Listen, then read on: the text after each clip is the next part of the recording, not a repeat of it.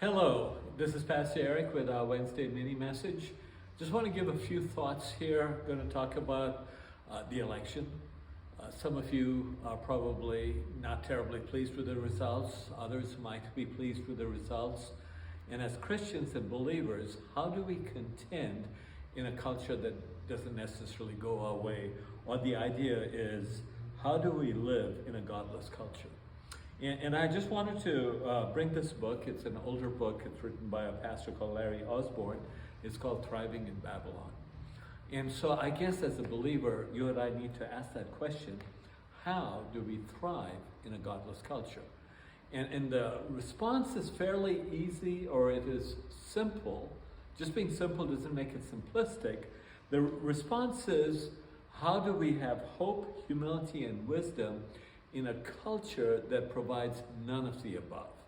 And I think the way we find hope, humility, and wisdom is responding to the love of God in my life and in your life and in our lives.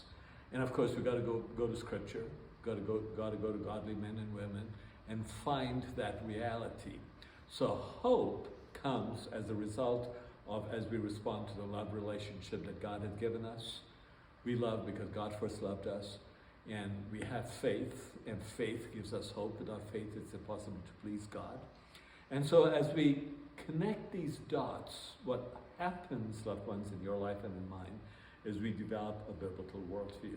So we do not permit the circumstances of our culture, the outcomes of election results or lack of it, dictate our hope, dictate our need to be humble, and dictate our need for wisdom. We need to pursue wisdom, and we need to find wisdom. We find wisdom by living for Christ in a world that doesn't.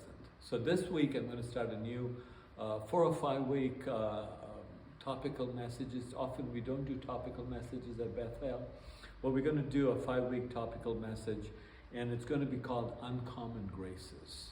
And I think, loved ones, if you and I live with a grace that is uncommon, we will reflect being the light of the world and being the salt of the earth. Because what Jesus said in the Sermon on the Mount, we've just finished Matthew 5 through 7, you are the light of the world. You are the salt in the world that we live in. And so let's reflect this uncommon grace that provides us hope, humility, and wisdom.